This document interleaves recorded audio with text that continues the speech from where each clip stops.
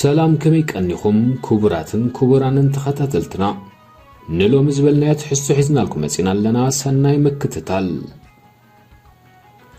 تاريخ قالس حزب إرتران كالعل ببز حسو ممكابز تقاسو تغالستن مسرتن صورة إرترايو أفلما من قصاص تغارلو حرنت إرترا مالت تحقين أبتن كتسيلن زتفنج على ودباتن كي ترفا بزقبروم زنبر حاجزاتن ዲፕሎማሲያዊ ዝምድናታትን ስሙ ጉኑኒው አባላት መሪሕነት ዝነበሩ ኢሳያስ አፈወርቅን ሮመዳን መሐመድ ኑሩን ዝርከብዎም ናብ ቻይናን ኩባን ከይዶም ክመሃሩ ዝገበረን ነቓሲ ህዝቢ ኤርትራ ዓብ አበርክቶ ዝገበረ ሓርበኛ እዩ ስሙን ዕለተ መስዋዕቱን ግን ፍሉይ ክብሪ ተዋሂብዎ ኣይክበርን ብዙሕውን ኣይዝከርን እዚ ካብ መወዳእታ ሓምሳታት ክሳብ ግዜ ሞቱ ንናጽነት ኤርትራ ዝተቓለሰን ንምስሊ ቃልሲ ኤርትራ ኣብ ህጉራዊ መድረኽ ዘቕረበ ካብ ተደናገዝቲ ሓይልታት ግዳም ንተጋደልቲ እግሪ ዘትከለ ካብ ተደናገዝቲ ሓይልታት ግዳም ንተጋደልቲ እግሪ ዘትከለ ሃገራዊ መንባሩ ሰነዳት ታሪኽ ዝምስክሩሉ ኣብ ስደት ኮይኑ ዝተቓለሰን ዘቃለሰን ኣብ ስደት ተሰዊኡ ኣብ ስደት ዝተቐብረ عثمان صالح سحبقن منيو نلو من بار مزع عند حقوق السهز بإرفراز نبرة حربا نازل لا تحسو حزنا لكم مسينا لنا كسافة سامي مدمنا مسانا خد صنحو بخبر نعدم عب قمقم كأيح بحري عب دوباو شنخ متصوع التركب نشتو ختم حرقيقو التولدة تقالالاي عثمان صالح سابة ممهرن صحفاين نيرو عب قزعة أوتومان كم عرد تركاوين زقلقلت مسودة مسوع تمراخيسا ننوح اوان نخبابي عزقلقلت عب بقفلاي حرقيقو عب حد اوان كم نشتو ودبن ماكل نقدن كوينا تقلقل نبرت ኣብ 1975 بسرعة درج مسندداتن هزبا مستقتلن اتخامو زملطه ናብ ቃልስን ስደትን ንሱዳን ተበታተና በትዝወረዶም አደረዓን ግፍዕንካ ብዙሓት ደቂ ሕርጊጎን ከባቢኡን ኣብ ምጅማር ብረታዊ ቃልሲ ህዝቢ ኤርትራ ዕዙዝ እጃም ነበሮም ዑስማን ሳልሕ ሳበውን ዋላኳ ቀዲሙ ቅድሚ ዝግፍዒ ዝተሰደአ እንተኾነ ሓደ ካብቶም በአበርክቱን ቃልሱን ዝጥቀሱ ተወላዶ ናይዛ ድሕሪ ናጽነት እቲ ዝዓበየ ምንጭ ጸዓት ኤሌክትሪክ ተደኪርዋ ዝርከብ ሕርጊ ጎዩ مشاهدينا الأكارم السلام عليكم وأهلا ومرحبا بكم في قناة القرن الأفريقي أحييكم هذا الأسبوع من العاصمة الألمانية برلين موضوعنا اليوم سيكون حول رؤية إريتريا لحرية الصحافة بعد الاستغلال عام 1991 طبعا في الحلقة السابقة تحدثنا يعني عن تجاربنا أو عن تجربتي الخاصة في الثورة الإريترية وكانت هذه المرة المتابعة كبيرة جدا لما قدمناه ويتعلق طبعا أنا أقول دائما بأننا لابد من المصارحة والمكاشفة أيضا هناك طبعا يعني قضايا تراكمت وعندما نتحدث عن أحداث مر عليها نصف قرن من الزمن طبعا كثير من الشباب الذين ولدوا بعد الاستغلال طبعا ولم يواكبوا تلك الأحداث فتكون هنالك أسئلة هي مبررة طبعا من لم يعايش تلك الأحداث لا يستطيع أن يؤكد إن كان ما نقدمه هو صحيح أو مجرد يعني حاصل تحصيل تجميع معلومات مضللة أو خاطئة. اليوم طبعا يعني عندما نتحدث عن موضوع الصحافة أو حرية الصحافة هنالك كثير من الناس يعتقدون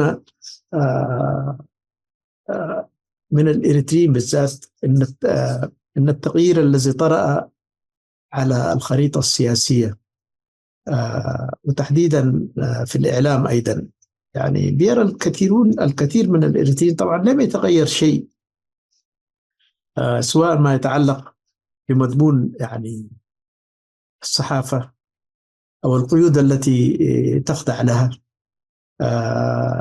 جميع القيود يعني والإجراءات التعسفية اللي كانت تتبع في عهد الاستعمار يرى البعض أنها زلت سارية المفعول إلى يومنا هذا.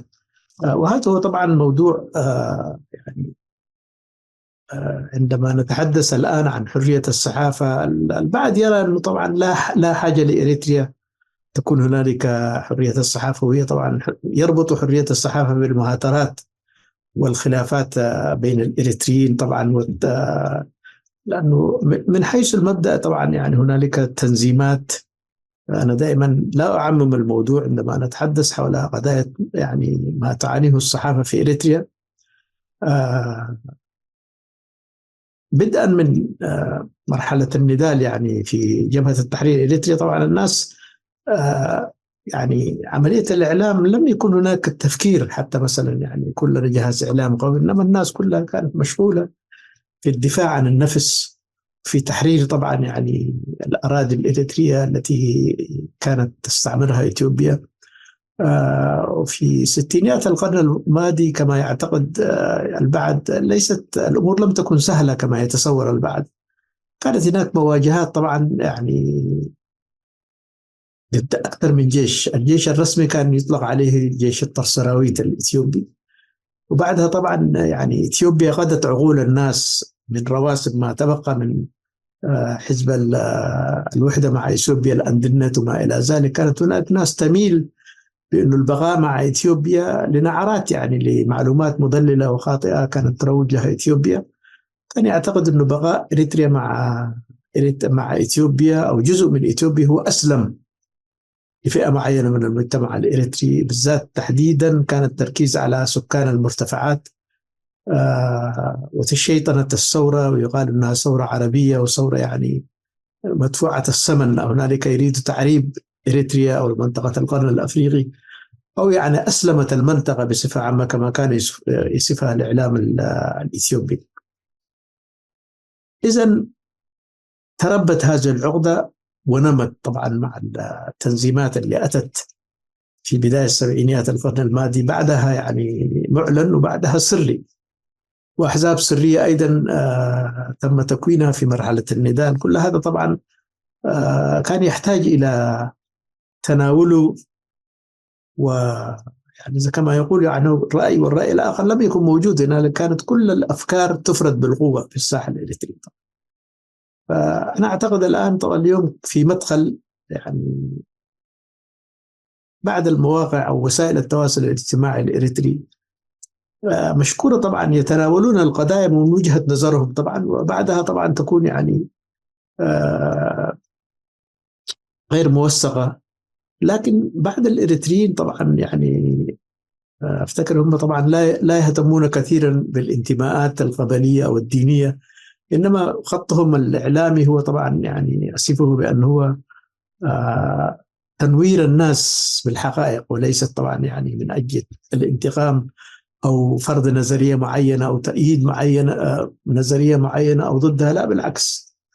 فتناولنا طبعا اليوم جزء من ما ينشر في وسائل التواصل الاجتماعي الإريتري، مقطع فيديو يعني في مدخل هذا البرنامج تناول فيه يعني ما سماه بيوغرافي بتاع الشهيد عثمان يعني عثمان صالح سبي. فرجل كان منسب في ذكره لجزء بسيط من تاريخ البنادل، والرجل طبعا يعني ليس الوحيد يعني، إنما كان يعتبر بالنسبة للمجلس الأعلى الرجل أكثر حراكا مع زملائه طبعا. فهم طبعا كان لهم دور أكبر أيضا، الشهيد إدريس محمد آدم، إدريس قلايدوس، الآخرين أيضا محمد سعيد ناود، هؤلاء الذين كانوا من خمسينيات القرن الماضي مهتمين بالشأن السياسي. وفي إريتريا كان لهم دور بارز جدا من القيادات التاريخية المعروفة.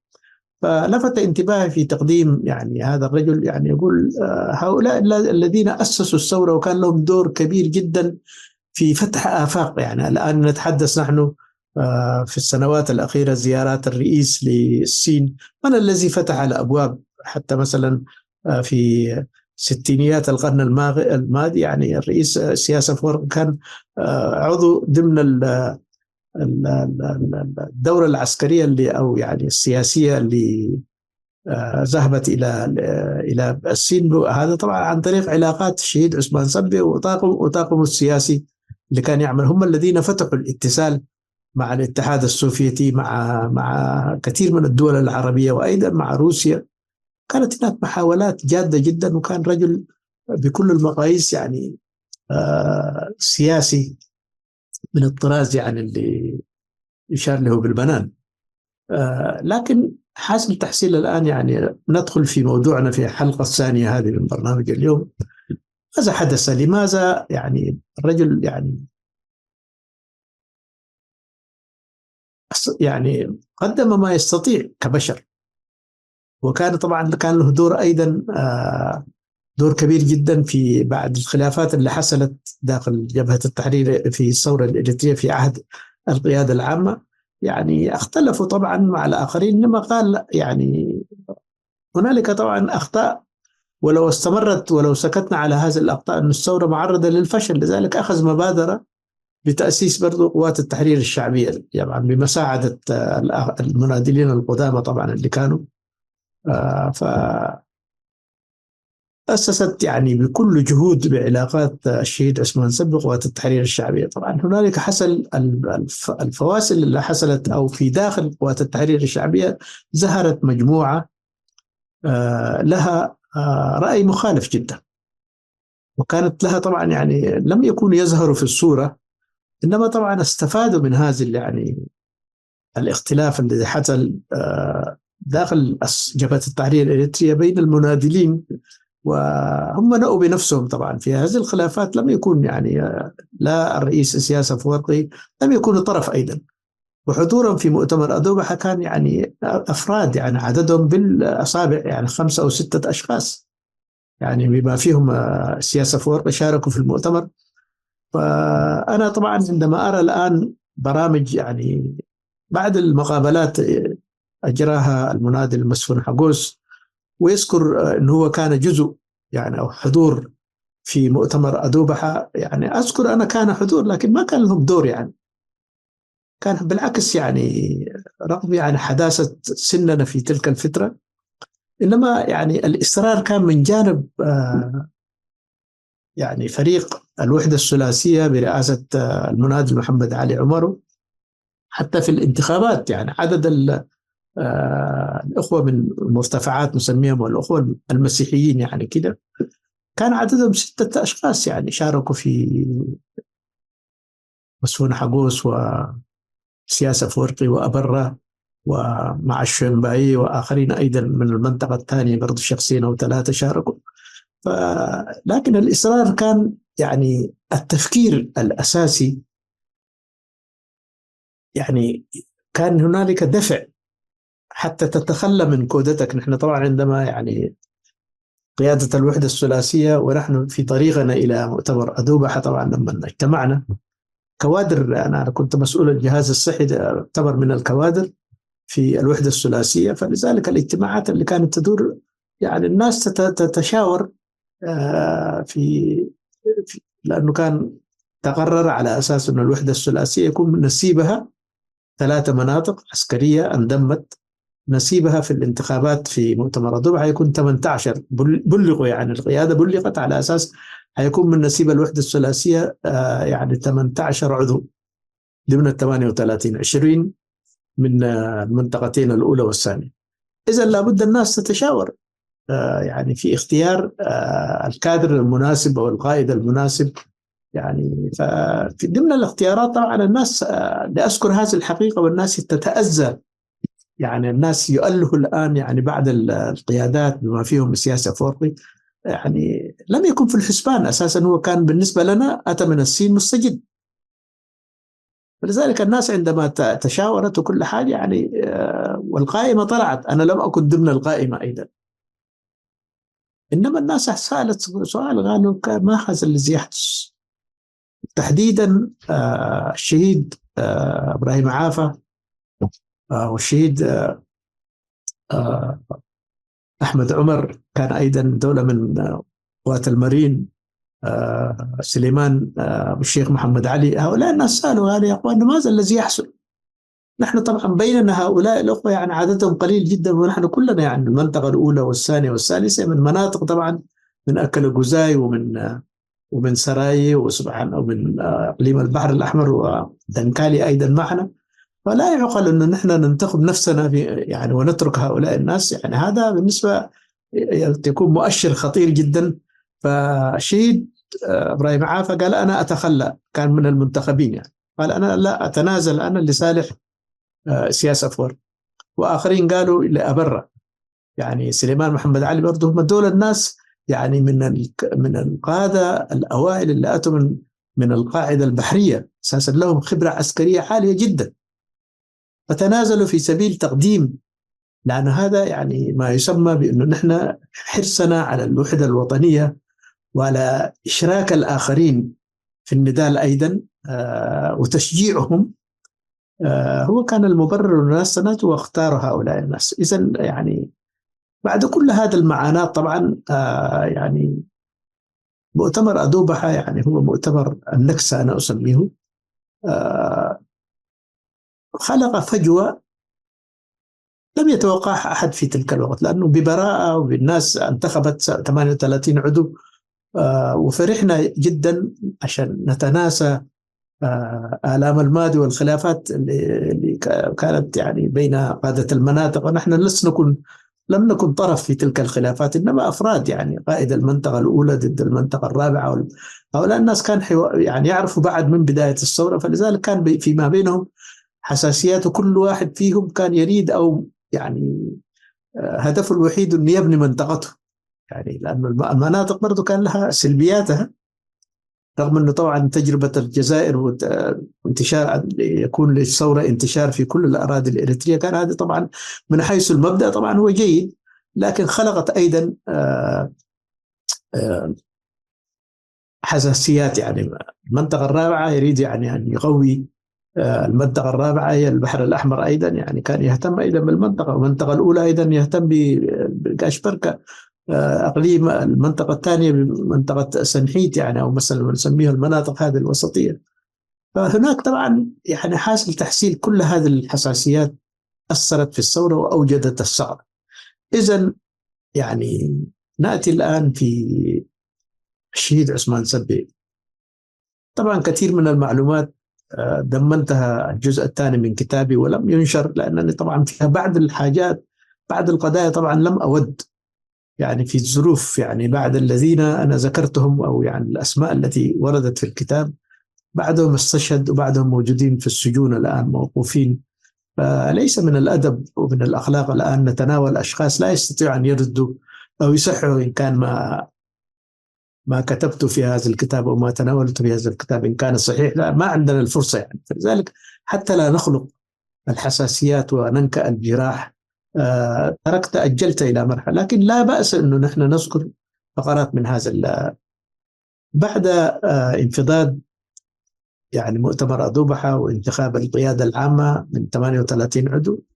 وأذكر طبعا يعني كانت هناك لجان انتخاب اللجان، وأتى ذكر مسفن حقوس، نحن من رشحنا طبعا قلنا يعني هؤلاء رفاقنا فلا بد أن نرشحهم في مسألة يعني لجان التحقيق مثلا إذا هناك في تزلمات في مرحلة من المناطق، عشان الجنود يدلأوا الشعب يقدموا شكواهم. تسجيل يعني ممتلكات الثورة جدا كانت لجان أخرى، 4 أو 5 لجان، لجنة تحضير المؤتمر الوطني كلها ضمن هذا اللجان طبعا أتت أسماء يعني شخصين دخلوا. سياقة الدستور ولوائح التنظيمية طبعا أدخلنا برضو رئيس السياسة فور معنا، أنا كنت واحد منهم، محمد علي عمر، الشهيد عامر الشهابي، كل هؤلاء القامات كانت موجودة هناك الله يرحمهم يعني. فلذلك نحن حرصنا في إشراك الآخر. أنا قاعد أتناول هذه القضية عشان يفتكروا نحن يعني أساسا يعني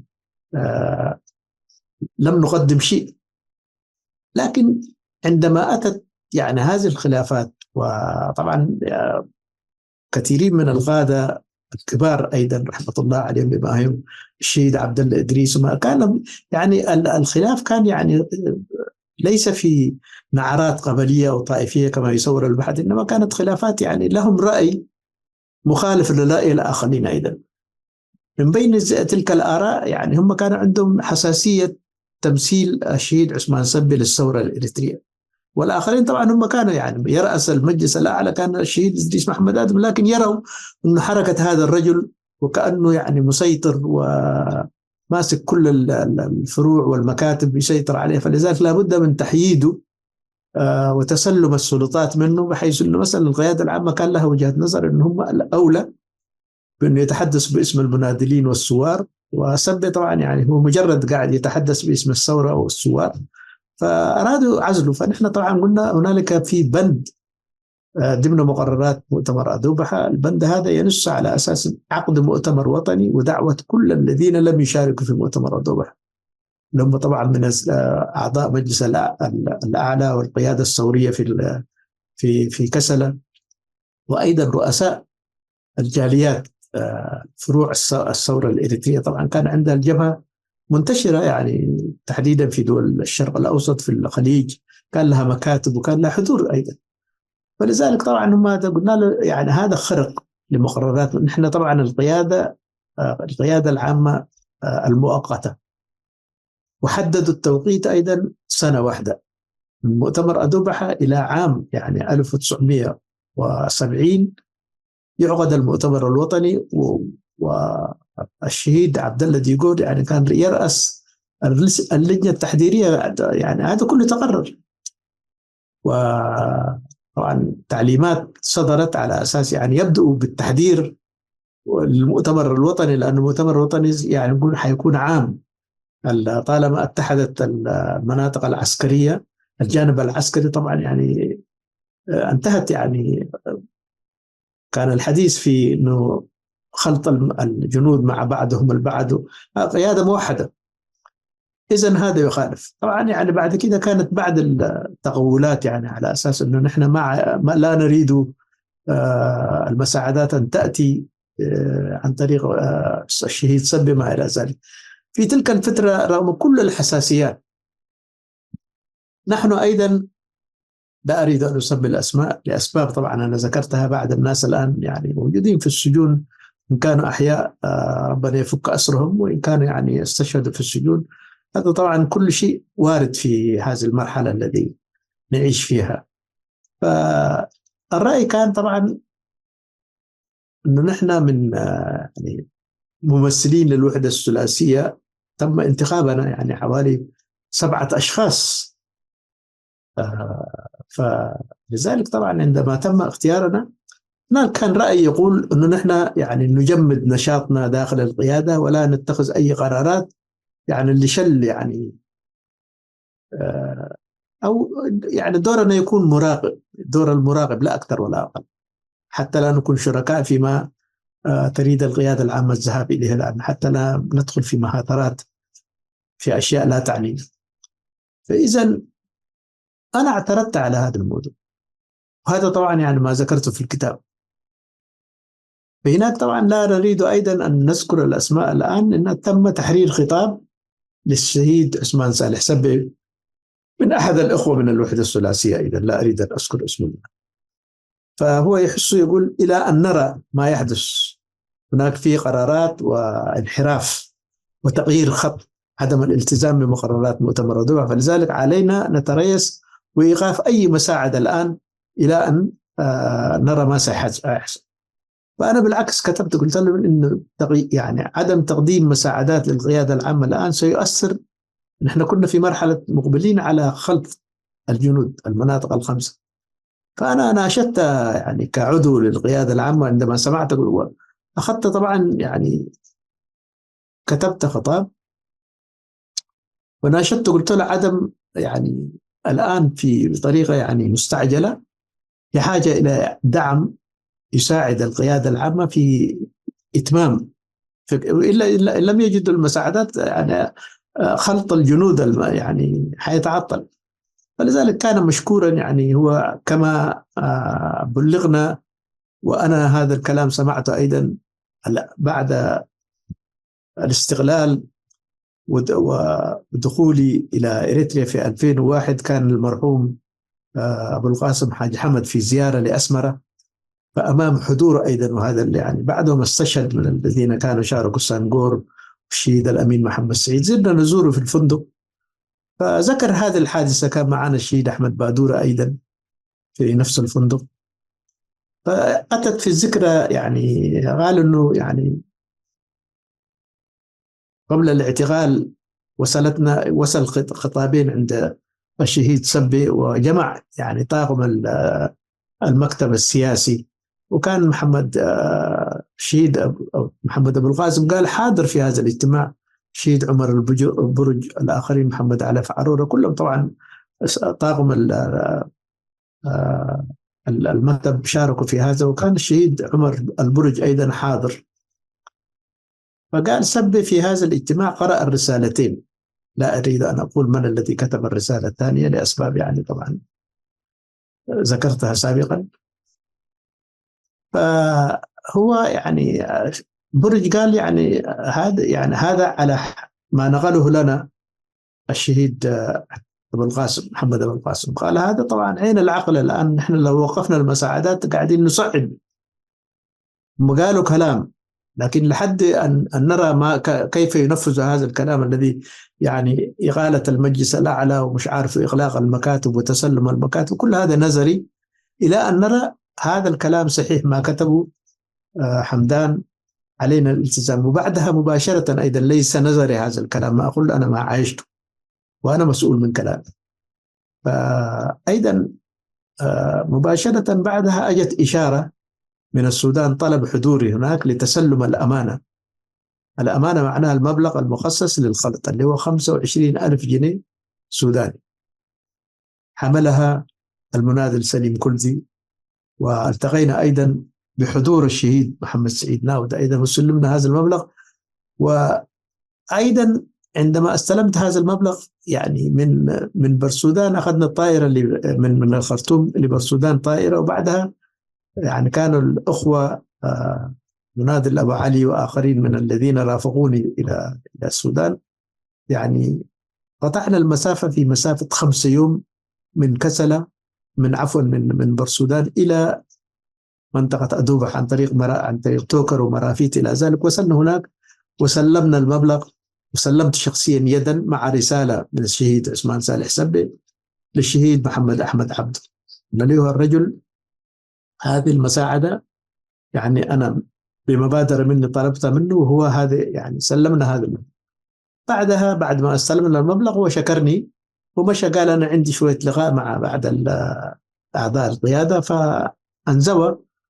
وبعدها بنصف ساعة أرسل لنا يعني شخص، قالوا يعني أعضاء القيادة مدعوين إلى الاجتماع اللي هو في نفس المنطقة اللي عقد فيها المؤتمر. بعد 3 أشهر تم اعتقالنا هناك. الحجة لماذا اعتقلون؟ هذا طبعا كثيرين من الناس يعني حاولوا يضخموا، يعني بالذات في كتابات أنا قرأتها في بعض الكتب وبعض أدبيات الجبهة الشعبية، صعدوا الموضوع لأنه من مصلحتهم إن الأمور طبعا تنفجر والناس يعني تتحامل ضد بعضها البعض أو لا، يعني كانوا يحلمون بأشياء كثيرة جدا، هذا لا داعي الآن لذكره. طبعا الشخص الذي كان مسؤول عن الأمن قابلته أيضا بعد تم الإفراج عننا، اللي هو المناضل صالح حيوتي، وذكر وهو يستمع أيضا في حواراتنا أيضا في قناة القمر الأفريقي. ما هو المبرر تم اعتقال يعني 5 أعضاء القيادة العامة من منطقة معينة، منطقة البحر الأحمر؟ فقال طبعا ده مجرد يعني ليس اعتقال، إنما كان اعتقال تحفزي في سبيل يعني نحن نمارس عملية ضغط على سبي، لأن دول أبناء منطقته عندما يعتقلوا لأنه أولا يعني وسيتجاوب مع مطالبنا حيسلمنا المكتب ده يعني كثير. في نفس الوقت أنا سألت سؤال، والمناضل صالح حيوتي طبعا بعد ما اجتمعنا أكثر من مرة في السويد وفي ألمانيا وزارنا أيضا في بيته وزرته أيضا في بيته في السويد، قلت له طبعا إحنا عندما تم الاعتقال بانتقائية جدا، كان على يميني أنا أذكر كان يقف المناضل السياسة فورقي، هو السر قلت له في انه انتم يعني، هو كان ضمن قياده الوحده الثلاثيه وكان زميلنا يعني معانا، ونحن اللي رشحناه ان يكون عضو في القياده. قلت له لماذا لم تعتقلوا السياسه في ورقه؟ لا، قال كان في برنامج للتواصل والتحاور مع سكان مع المرتفعات، يعني بيقصد يعني مع اخواننا المسيحيين، عشان قال نترك يعني لو اعتقلناه برنامجنا كان احنا انفتاح معانا طبعا حريه اللباري والاخرين وكده، عايزين ننفتح ويعني ويكفينا شركم انت اولاد البحر الاحمر، يعني هو بوديه يعني قال هذا الكلام. فلذلك طبعا العمليه دي عندما قاموا بهذه الخطوه، انا افتكر من استشهد منهم ندعو له بالرحمه لم يتصور العواقب، ليس مننا نحن رد فعلنا طبعا، نحن خلاص يعني تم يعني اعتقالنا سنه وثلاثه اشهر، ليس نحن لوحدنا ايضا، بل الذين اعتقلونا الجنود الحراسه تحولوا الى معتقلين، هم ذاته كان يعني اناتهم كانت اكثر من اناتنا، لانه طبعا لم يوجدوا المصاريف ولم يكن حاجه ياكلوها، فيصطادوا دجاج الخلا، يعني اساسا كانوا يعيشوا يعني في جبال نائيه جدا المياه فيها، يعني تشرب المياه مع الجمال ومع لما أخذ يعني منطقة نائية جدا. محمد علي كشة كان موجود له بيت هناك، وكان أمين المستودع للجبهة، طبعا مرات يتكرم يأتي يذبح يعني غنماية، أو يأتي ببعض المصروفات يعطيهم رأفة على الجنود وعلى المعتقلين أيضا، أنا لم أشاهده لكن قالوا كذلك. وكان يصطاد بين فترة وأخرى، ومرات يزهق يعني يرسل الناس عندهم مصاريف مبلغ من المال أعطوهم، يعني أعطتهم القيادة فيرسلوا إلى مناطق قريبة جدا، أو يمشى بالسودان يأتوا بقليل من المستلزمات، سكر وشاهي والحاجات كان يحتاج. إذن ما لم أذكره وذكرته في هذا الكتاب، بعد عام وثلاثة أشهر من الاعتقال يعني موقوفين، يعني أنا دحين لا أدعي بأن عوملنا معاملة سيئة، بالعكس، هذا هو تبع الفرق، هناك في أخلاقيات وتربية. طبعا الفرق الآن الناس تختلف في ثقافة وتربية والدين أيضا. دول الناس يعني من أسر فاضلة وكريمة، هم طبعا إخواننا في النهاية، لكن يعني صوروا لهم بأنه نحن نشكل خطر، ولا بد أن يعني يخلوا بالهم يعني حتى لا نهرب، أو يعني نعمل، دول ناس خطيرين يعني، هم فهموا كده. أنا قابلت أحد هؤلاء الذين كانوا يعتقلون طبعا في غونيا بعد الاستقلال، في زيارة الأولى لإريتريا، أو في زيارة الثانية تقريبا بعد يعني معسكر غونا للاجئين الإريتريين اللي تم يعني طردهم من إثيوبيا، كانوا مجتمعين هناك في منطقة غونيا، يعني اللي هي على حدود يعني بعد تسني مباشرة، يعني قريبة من علي قدر، في هذه المنطقة. كان قابلت طبعا هو يعني لا هو فوجئ لما شافني، يعني استغرب يعني، وانا لم بعد غياب طويل جدا يعني عدت الى المنطقه، لم استوعب من هو. فبعدين يعني لما تحدث قريب مني، هو كان يخشى يقول هذول مرافقينك ناس انا لا اريد ان اتحدث امامهم، دول ناس يعني مخابرات، يعني كانوا من حراس المعسكر. فذكر بالحرف الواحد، قال نحن طبعا يعني ما يعني عملية الاعتقال والفتنة اللي حصلت بسبب اعتقالكم، يعني تركنا. أنا قال أنا الآن راعي، عندي إمكانيات بسيطة جدا أعيش بها هنا، وأبيع وأشتري، يعني مرات يجي في معسكرات عشان يبيع غنماية أو خروف أو أي حاجة يعني. فتأسف، قلت لي يا أخي هذا موضوع خلاص مر عليه الأيام، إذا أنا لماذا أستعرض كل هذه القضايا؟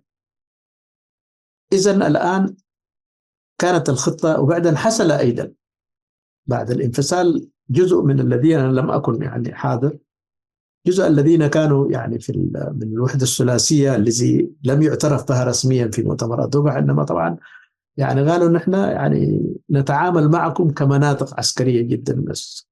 ونادي العمر قائد المنطقة الرابعة عليه أن يقدم استقالته، ناود محمود تيناي أيضا المنطقة الأولى، يعني طلبوا منهم على أساس كقادة المناطق يقدموا، أعادونا إلى مربع رقم واحد. فكان الخيار الآن يا أما نرفض وننسحب من المؤتمر وتكون العملية نرجع في مربع المهاترات، إنما قبلوا يعني بضغوط من كان حولهم، قالوا يعني لا تفرق سواء قدمت باسم المنطقة أو باسم الوحدة الثلاثية، لا تفرق، هم يريدوا استقالتكم فقدموا استقالتكم. إذا أنا أقول هذا الكلام يعني كنا رهينة في هذا المنطقة، والأخوة لم يفكروا في التبعات. هم طبعا كانوا أقرب إلى مجموعة، يعني رئيس السياسة لما ذهب ما ذهب هو معنا في العودة، انفصلنا طبعا في شعب، هو ذهب إلى منطقة عالم وتحسن هناك في المنطقة. ماذا كان يفعل كيف يعيش هذا مسألة يعني أنا لا أعرف تفاصيلها. فهم كانوا لهم محاولات، أرسلوا وفود عدة، سلمون ولد مريم التقوا معه، ما أعرف ماذا كانوا يريدوا منهم، يريدوا أن ينضموا للقيادة العامة ويعطوهم كده حصة من القيادات، لا أدري هذا كله ذلك. إذن الآن أنا أقول هذا الشيء، هذا التنظيم الذي الآن طبعا كل الناس تقول الجبهة الشعبية عملت والجبهة الشعبية أجربت، ليست الجبهة الشعبية، الجبهة الشعبية ما لها وجود. يعني 1970 لم تكن موجودة الجبهة الشعبية، إنما هنالك كان في تحرك سياسي قوي جدا في أوروبا وفي أمريكا، والأسماء الآن جزء منهم طبعا هم يقودوا الآن في إريتريا، جزء منهم ظاهر وجزء منهم في الخفاء يعني موجودين. والخارج هذا كله طبعا الناس الذين كانوا يعني في إريتريا للتحرير وما إلى ذلك، كل ما زال الناس هذا التنظيم السري. وأنا طبعا عندما قرأت خطاب يعني أحد المؤسسين لمهرجان بولونيا 1973 تقريبا، يقول أسسنا مجموعة من الطلبة، يعني ذكرهم إريتريين في الشتات، يعني هو يعني إريتريين في الشتات اللي هم طبعا للحرية، وبعد العناصر السرية من قوات التحرير الشعبي. أنا رديت طبعا، أنا لم تكن هناك قوات التحرير الشعبية في سنة 70، إنما كانوا لسه في طور التأسيس، ما كان عندهم إمكانية على أساس يعني يشاركوا في أوروبا، لأنه ما كان لهم وجود في أوروبا ولا كان يوجد شخص يمثلهم في أوروبا. إنما هذا طبعا التنظيم السري اللي هو كان يحرك الجماهير في الخارج أو له اتصال، أو من الذي كان يحرك، هل من الداخل أو من الخارج، هذا متروك للتاريخ أيضا. طبعا كثيرين من الناس لا أريد أن أتناول الأسماء حتى لا ندخل في مهاترات جديدة. إذن هؤلاء الناس كان لهم برنامج، إنما هذا البرنامج يعني تم تنفيذه بطول البال. يعني أنا قاعد أتحدث الآن بعد تجارب ومعلومات يعني جمعتها على مدار نصف قرن من الزمان، وأنا طبعا كنت يعني دائما في كثير من اللقاءات من بعض المناضلين، لا داعي لذكر أسماء والآن، يذكرون نحن كنا متطرفين وإقليميين وعنصريين وإسلاميين ما إلى ذلك. يقولوا لأنه قلنا كلمة واحدة في اجتماع مفصلي اللي هو صار مع 1971 عندما تم تأسيس حزب الشعب في داخل قدم، ونحن حضور، أطلق سراحنا عن طريق مجموعة أول وأتينا إلى جبل قدم، ونحن يعني كنا ضيوف، لم نكن أعداء ولم نعلن بأننا التحقنا في قوات التحرير، إنما أتينا عشان نشكر إخواننا، لأن كل هذا أنا حسب فهمي الشهيد موسى إبراهيم باقر، عثمان شعبان، كل هؤلاء الناس لم يكونوا طرف، لم يعتقلوا قاعدة قيادة، وإنما طبعا كانوا بحثا عن القيادة ليسألوا سؤال لماذا اعتقلوا رفاقنا في السلاح، لأنه كنا في أجهزة متقاربة، جهاز الطبي، جهاز الرحبة، الفدائيين، كل هذه المجموعات طبعا كانت يعني تعيش مع بعضها وتتعايش مع بعضها. فلذلك طبعا أنا اللي أذكر الآن إنه الخطأ اللي حصل في هذا الاجتماع اللي هو كان في منطقة بليغات، يعني فجأة يعني أعلن أو طلبوا مننا على أساس ندلي برأينا بأن هنالك قوات التحرير الشعبية سيتم تقسيمها إلى مجموعتين، المجموعة ألف الأخوة اللي أتوا المناضلين اللي أتوا من دنكاليا، ومجموعة ب مجموعة عالم بالاسم يعني برئاسة السياسة فوق. فنحن الكلام وأنا رددت في أكثر من برنامج، قلنا طبعا هذا حتكون فتنة، يعني أنتم من البداية بعد مؤتمر صدوح عيلة سنة 1970 انقسمت قوات التحرير الشعبية إلى 3 أقسام، مجموعة الشهيد أبو طيارة مجموعة عوبل، ومجموعة اللي سموهم بمجموعة البحر الأحمر برئاسة محمد علي عمر. إذن هذا حيكون تقسيم الرابع، وهذا حياخد شخص. أنا قلت الكلام ده، وهذا يعني هذولاك طبعا يعني أبو طيار وما إلى ذلك لهم توجهات سياسية معينة طبعا، يعني هي، لكن ما يطلعوا من الإجماع. إنما هنا الآن يعني أنت لما تقول مجموعة عالة، وتحديدا قالوها طبعا إخواننا المسيحيين ظلموا في النضال وتم تقتيلهم ومش عارف كلام من هذا القبيل، والآن لابد أن يشعروا بأمان، يؤسسوا نفسهم. بعد كده لما يشعروا بأنه خلاص يعني هم عندهم قوة يشاركوا معنا ويختلطوا. فأنا قلت يعني أنت قلت لا الآن يعني هذه مغامرة، أنت قاعد تخلق من حيث لا تدري، أو تخلقوا قاعدين تنظيم طائفي. لما تقول له أنتم مسيحيين تعالوا تعالوا، وبعدين يعني ما قالوا له أنت يعني، والدعوة ما كانت موجهة الآن لأي شخص، إنما هذا لما مجموعة عالة وجهوا نداءهم لمجموعة المرتفعات من المسيحيين. أنا لم أسمع أنه سياس في عالة وجه نداء لمجموعة قاش بركة ولا لإقليم الوسط أو لدنكاليا، ولم يشارك معه أي شخص منذ التأسيس. بل بالعكس يعني بعد ما صدر القرار ونحن عارضنا بكل قوة، قلنا نحن ننمو مع بعضنا البعض، وإلا ستكون فتنة وكارثة وباء غدا لا يستطيع أحد معالجة هذا الخطر. أنا يعني كان خطابي كان بهذا. سنفنا طبعا لأنه نحن لم نقبل، خلاص يعني أقصونا. بعد كده ما أعرف ماذا كان التفكير لكن قام يعني كثير من المناضلين الذين ساهموا في تأسيس الثورة إذا كانوا جالسين معنا لم يشاركوا في تأسيس مؤتمر هذا التغليف مؤتمر الشعب. يعني قالوا البروليتاريا والمش عارف يعني كلام يعني فرانز فانون وما تستون وما كتبه يعني لينين وكل هؤلاء الناس. طبعا هناك نحن ما مشكلتنا لم تكن قضية، ما في يعني هناك رأسمالية مسيطرة على يعني كل الشعب الإريتري يعتبر دون يعني فقراء مزارعين رعاة، ما عندنا يعني عشان نأمن مصانع ما في أساسا حاجة تذكر هناك. يعني الناس كلها كانوا يعني. فلذلك أنا اللي أراه الآن في غسر الكلام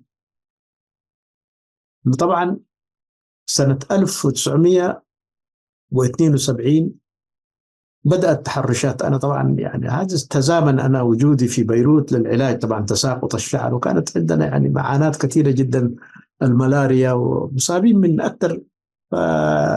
الشهيد محمد سعيد ناود مشكور قال تمشي السعودية ما تجد علاج يعني. فلذلك يعني استخرجوا لي جواز صومالي وذهبت إلى بيروت للعلاج. في تلك الفترة تواجد الشهيد سبي، وكانت تأتي رسائل أنه سبي قطع المساعدات، وسبي قاعد يجوع قوات التحرير الشعبي ويريد أن ينتقم لأنه لم يتبعوا، لأن هذه طبعا مجموعة عالة. فوجه دعوة قال هو ليس حكرا على مجموعة معينة جدا قوات التحرير الشعبية، كان الهدف أنه الناس اللي اختلفوا في الرؤى مع القيادة العامة، لذلك حتى نعيد يعني حتى هو زبعا يعني الخلاف الرئيسي اللي كثيرين من الناس لا يريدوا يعني أن يذكروها، إنه طبعا قوات التحرير الشعبية التابعة لجبهة التحرير. كلمة جبهة التحرير عثمان سبي قال لا تحذف، لأنه ده أمانة في عناقه، وأنا أعتبر من المؤسسين جدا. هنا طبعا كثيرين من الناس في كتاباتهم أو في أدبياتهم يتحسسوا من كلمة جبهة التحرير. قالوا نحن يعني الهدف يعني الخطة السرية اللي كانت موجودة بتاع الحزب، يعني كيف يعني تتخلص من حاجة اسمها جبهة التحرير. أنا طبعا أختلف في الرأي، لكن لا أستطيع أن من يطالب بالتخلي من جبهة التحرير معناه قاعد يتخلى من التاريخ. ما ممكن تصنع ما صنعته جبهة التحرير الإريتري من عام 1961 والشهداء وعدد الشهداء الذين يعني قدموا أرواحهم في سبيل الحرية الآن، يعني بجرة قلم بمزاج معين جدا يعني عشان تحذف من الخريطة، هذا غير وارد طبعا. فلذلك عثمان تمسك قال نحن دائما في أدبيات وفي مجلات اللي كانت تصدر عن قوات التحرير الشعبية وكان باللغة العربية وموجودة، أنا جزء منها لا زلت حافظ. جبهة التحرير دائما مقرونة بقوات التحرير الشعبي. إنما الخطة السرية جدا بعد صدور يعني وثيقة نحن وأهدافنا، كانت خاطبت الناس بوضوح، يعني نحن كمسيحيين ظلمنا ومش كلمة يعني كثير. هذه الوثيقة طبعا بلغتين موجودة، بالعربية والتقريجية، ممكن أي واحد في النت لو أعطى نحن وأهدافنا يعني حيجدها يعني. كل هذا طبعا الآن يعني يؤدي لأن هنالك كانت مجموعة سرية لم تظهر في الساحة، هدفها إقصاء كل من ينتمي لجبهة التحرير الإريترية، بما فيهم نحن طبعا. مهما قدمت ومهما خدمت ومهما كتبت كل ذلك، لكن أنت تزل في نظر هؤلاء الناس الذين كان لهم برنامج يعني إقصائي. وبعدين طبعا لما نقول أن إقصائي ليس كأفراد، إنما هنالك ثقافة أيضا متعارضة مع الثقافة اللي هم يؤمنوا بها. وأدخل أيضا اللغة العربية ضمن الثقافة، قالوا من يتعلم اللغة العربية حيكون وبالا على ثقافتنا، فلذلك لابد من يعني تحييده أو يعني منعه باختلاقه لما يسمى بلغة الأم. طبعا يعني تشتت أفكار الناس. أنا كنت اليوم أتابع يعني قضية جدا، يعني الآن حتى النشيد الوطني باللغة التجراي، يعني أنا أنتمي لقومية التجري، لكنني عندما استمعت لا تجد فرق بين النشيد الوطني بالتجرينيا. أنا كنت أفتكر بالتجرينيا الآن كلمات تسمع باللغة، يعني كل حاجة يأخذ طابع يعني معين جدا. بعد كده الشعارات ظهرت على حقيقتها. طبعا في البداية في مرحلة النضال كان يقال الساحة الإريترية لا تسع لتنظيمين، وهذا ما تسبب إلى حرب أهلية طاحنة جدا. ويعني سنة 1961 بعد ما أرهقوا يعني أرهقت يعني قوات جبهة التحرير أو الثورة بصفة عامة، الناس طبعا يعني لا أسميه استسلام، إنما طبعا نأوا بنفسهم. جبهة التحرير كان جيش عرمرم جدا، هذول لو استمروا ولو هم يعني بقوا قالوا لا نحن يا أما نقتل أو نقتل، فكانت حتكون كارثة. إنما طبعا بما تبقى من القوات يعني ذهبوا أو دخلوا إلى السودان وبقوا فيها، لأن طبعا البقاء في الميدان يعني هو استمرار الحرب الأهلية، لذلك تعقلوا ومشوا. لكن يعني الآن من يحلم أنه جبهة التحرير انقرضت، بالعكس يعني جبهة التحرير أقوى.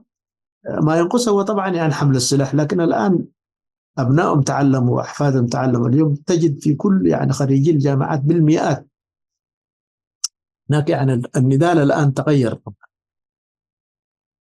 النضال السياسي يعني الآن لما تقارن نضال الجبهة في ستينيات القرن الأفريقي كان طبعا مجرد يعني عمل عسكري، والإمكانيات كانت الثقافية أو العلم كان متواضع جدا، أن الخريجين بالأصابع 10 أو 20 نفر كانوا خريجين من جامعات مصر وكل ذلك، لكن اليوم بالعشرات في أوروبا وفي أمريكا، بل بعدهم أيضا يعني دخلوا في المجتمعات اللي هاجروا إليها طبعا لهم يعني إمكانيات عالية جدا في العلم. فهؤلاء الناس الآن طبعا يعني متمسكين بمبادئ يعني أجدادهم وآبائهم، رغم كله وهم أكثر الناس ينتقدوا تجربة الآباء والأجداد بما فيهم نحن ينتقدونها طبعا، لأنه فعلا كانت أخطاء كان من المفترض أن تحل بطرق سلمية ودية، لأنه نحن كلنا أسرة واحدة. يعني ما في إنسان، أنا طبعا ولدت في مسوع لكن جذور الأسرة مشتتة. يعني هناك التزاوج في بين الأغرباء،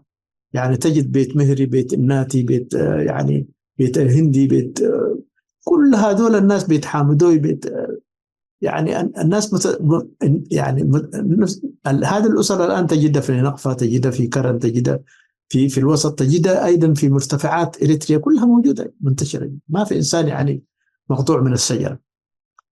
إذن الإشكالية اللي حصلت الآن إنه الخطأ اللي حصل يعني هنالك الناس كانت تقتنص في الماء العكر من القلب. معلومة جدا أنا ذكرتها أيضا في كتابي، مجموعة عائلة لم تشارك في الحرب الأهلية لحد 74 اللي كانت موجودة. الناس اللي أتوا كوادر المثقفة اللي تخرجوا من جامعات حلب ومن مصر ومن سوريا كل حاجة، هذول الناس يعني 70% من القوة من النيرة، من القادة الأوائل، عامر شهابي وعكيكية وشعبان، كل هؤلاء الناس يعني أحمد بادوري، أحمد حسب الله، حسن محمد أمير، هؤلاء الناس ماتوا في الحرب الأهلية جدا، واللي قتلهم هم أخوانهم. ليس يعني الآن ما نضخم القضية ونقول ناس سياسة عملوا كده، بالعكس يعني قتلوا بعدهم بعد. وهذا كان السر في أنه كيف تفتن يعني بين الإخوة، يعني تكاد تكون يعني أنت يعني كنا يعني من حيث لا تدري قاعد تقتل أخوك. الآن كل هذا أنا أقول لا يفيد. هناك في مخطط يعني مدعوم أيضا خارجيا، مدعوم أيضا من دول الجوار اللي هو إثيوبيا ومن تجراي. كانوا فرحانين طبعا لأنه كان في تحالف بين الجبهة الشعبية وجبهة تجراي، أيضا هم الذين يعني دعموا الجبهة الشعبية للقضاء على يعني ما أسماء عبد الله إدريس ولا كده، قضاء على الفكر اللي حملته جبهة التحرير الإنتاجية. طبعا ماذا كان فكر جبهة التحرير؟ كان فكرة الثنائية. دائما نكرر نحن نقول مسلمين ومسيحيين. عندما نقول نتحدث عن اللغة نقول اللغة التجرينية والعربية. وفي كل القوائم يعني في مرحلة النضال عندما لم يكون عدد المسيحيين طبعا يعني أو كمان من المرتفعات عددهم يعني، أنا في المنطقة الثالثة كان عددهم 7 ولا 8، قرماي محاري وفلان وفلان كلهم أسلمون والدماء. أنا في المنطقة، لكن كنا نلزم 800 في كراكون 800 جندي. كان طبعا يعني اجتماع لفصائل المنطقة الثالثة، يعني كنا نقف نترجم ل10 نفر، لأنه نرى ذلك يعني حتى عددهم قليل إنما يوما من الأيام حيكتر. إنما المعاملة لم تكن بالمثل. الآن اليوم طبعا يعني الناس حتفاجأ عندما أقول يعني أنا لم أكن طرف، لكن ليس سر عندما أدعوا بأن طبعا وصلت هذه الرسالة لعثمان سبئ. ناقشنا معه أكثر من 3 ساعة أنا والشهيد إبراهيم جميل، محمد علف عرورة أيضا استشهد. فقلنا يعني ما هو يعني السر في ذلك؟ لماذا يقول أنت دعيت الناس وجلست معهم وتفاهمت معهم كل حاجة؟ لا، هو قال كل منهم يريد أن أعطيه السلاح، وأنا قال ما عايز أعمق الجراح. نحن قال تعهدنا مع الجبهة رغم الخلافاتنا، لكن قال حصتهم تمشي. وهؤلاء أيضا جنود. الآن إذن عندما تكون يعني هناك يعني إعلانات وقرار صادر من مؤتمر عواتي لإبادة الخارجين عن القانون أو ما سموهم الثورة المضادة، فلذلك يعني أنا قلت له طبعا ما يعني الآن بدأت المعركة. إذا في الحالة هذه ستكون الأمور يعني إذا ما عندهم ذخيرة وما عندهم سلاح ما حيقدروا يواجهوا. فأمر الشهيد سبئ كل ما كان يعني مخزن في مستودع في عدن، فقال لابد أن يدخل. وكلفنا يعني أنا والأخ الشهيد إبراهيم جميل لنذهب هناك ونحرك يعني ما توفر كله في المستودعات في مخا والتوجه إلى الميدان. كان الشهيد علي معطوق، محمد حجي، علي عبد الله علي، هذول طبعا من الناس يعني جنود قدام يعني كلهم موجودين. حوالي الوزير والدنكيل اللي توفى قبل 2 أو 3 أيضا، كل الجنود اللي كانوا موجودين لم يجدوا طريق ليذهبوا لإريتريا. أخذنا كل ما يسمى بالسفن الشراعية الصنبوق ده بتاع الجبهة، يعني حوالي 3 من المراكب تم شحنها بالأسلحة لتسليمها لقوات التحرير الشعبي. الناس اللي عندهم خبرة طبعا حاولوا يعني تخزينها وطريقتها. أنا كنت مرافق مجرد، وعندي الخطاب من سبب مباشرة لإعطائه رئيس يعني قوات التحرير الشعبي. فعندما ذهبنا إلى هناك حس دي المشاحنات اللي كانت موجودة. مرة حس حتى بعد الجنود موجودين أنا ما أعرفهم هذول، بعد واحد من المعوقين إنه يتكلم سب خاننا وعمل، وأنا ما أعرف هذول الناس وين كانوا من فين أجوا أنا ما بعرف. لكن طبعا هم مدفوعين الآن مساكين. واحد معوق يعني يكتبوا له ورقة ويقولوا له قدم كده، هو ذاته عشان يزهر وعشان يعني شوية يبتعد من العزلة اللي هو يعني الفقر اللي يعني على الأقل يعطوه طاولة ويعطوه شيء مرتب بسيط جدا ويكون أحسن من غيره. يتحدثوا الآن سبي وهم ما يعرفوا سبي، لأنه هذه طبعا التربية، توريث الحكم للجيل الجديد جدا. هذول الشباب اللي بيتحدثوا طبعا يعني لما أتينا نحن برضه عشان نسلم هذه الأمانة ونقول يا أخواننا ليس من العقل، يعني أخواننا استشهدوا، عامر شهاب استشهد الأيام ده. أنا طبعا يعني الحرقة دي ما خلتني أنام، عدت من جديد للميدان. قالوا ده أرسلهم سبي عشان يعملوا انقلابا في قوات التحرير الشعبي. ثاني خرجنا من المعتقل عشان ندخل في معتقل من جديد. الشهيد إبراهيم عافا رجل عاقل قال لا تسمعوا هذا الكلام، ما في إنسان يقدر يعتقلكم ونحن موجودين هنا. طبعا حصلت يعني برضو يعني هناك موجوعين مجموعة العفر والموجودين في الداخل على عقد هذا الموجود في السبيل، كل الناس موجودة. قالوا لا يعقل، هؤلاء الناس أجوا غامروا بحياتهم في سبيل ينقذونا، كيف يعني سب أرسلهم؟ ما هذا؟ إذن يعني هؤلاء الناس الآن سماع في ناس من الخلف تشرشر، ما تظهر في الصورة، أنا ما عايز أسمي الأسماء عشان تشتعل برضو، يعني عشان نحن نعود في المعتقل وتاني تجي مثل المشكلة. يعني أولاد بحر الأحمر اللي كانوا طبعا معتقلين الآن كمان أخوانا معتقلون، ما إلى ذلك كل أساسيات. يعني الإقليم ده حيتوزع إلى قرى، قرية فلان ضد قرية فلان، حتكون يعني كارثة أكبر من ذلك. أنا في كل ما أذكر الآن سبي لم يحصل في يوم من الأيام أنه يعني قرب أحد دون الآخر، بدليل نحن لما شاركنا في الدورة العسكرية طبعا كانت أكثر من 6 أو 7 قومية مشاركة في هذه الدورة، كانوا ينظروا إليه كأب، يعني ما يتردد إنسان عشان يعني ينفرد بسبه ويحكي مشكلته. لم يعاملنا بأنه نحن، أنا شغلية يعني أستغرب حتى بعد العناصر التافهة جدا، لكن وجدوا يعني ما يستحقونه من الجبهة الشعبية أيضا. أحدهم أنا ما أذكر اسمه الآن معتقل، يعني في ساوة في إحدى المناسبات، يعني مهرجان الشباب في ساوة، طلب مني قال إنه هو معد يريد أن يكتب كتاب، فلذلك كان تنقصه معلومة جدا. والحمد لله الآن التقينا بحضور جنرال ود أفريم الشهيد رمضان محمد نور الشهيد في طاولة واحدة قاعدين في ساوة في بعد الاستراحة، فقال أنا كنت أتابع ما كنت تكتبه لخالك تسبق. ده يعني ود أفريم على قيد الحياة، ممكن يترجموا له هذا الكلام ويسمعوا اللغة العربية. قلت له أنا لا أعرف الكتاب اللي أنت قاعد تعدي له، وأيضا طبعا عضو في حزب العمل هذه الجبهة. طبعا هناك كان حزبين، حزب الشعب وحزب العمل، هذا طبعا من المفكرين لحزب العمل، وبعدين لجأ للجبهة الشعبية والآن يقبع في السجن. قلت له أولا ما أعرف أنت هذا الكتاب المواد اللي أنت اخترتها، لكن قلت له حسا أول معلومة خطأ قلت له صححها. أنا اسمه سبي مناذل، وجمعتنا الصدفة به أول مرة في حياتنا نلتقي بهم في جدة بعد هجرتي، وأنا طبعا كملت يعني الفصل العاشر في مدرسة كمبوني، أنا من منطقة مختلفة ومن منطقة مختلفة جدا. قلت له هذا يعني ما تربطني معه يعني علاقتي هي علاقة نضال، لكن قلت له ما تربطني معه أي صلة. تعاملت معه أنا كعضو قيادة وكشخص يعني أخذ دورة عسكرية ودورة في التمريض.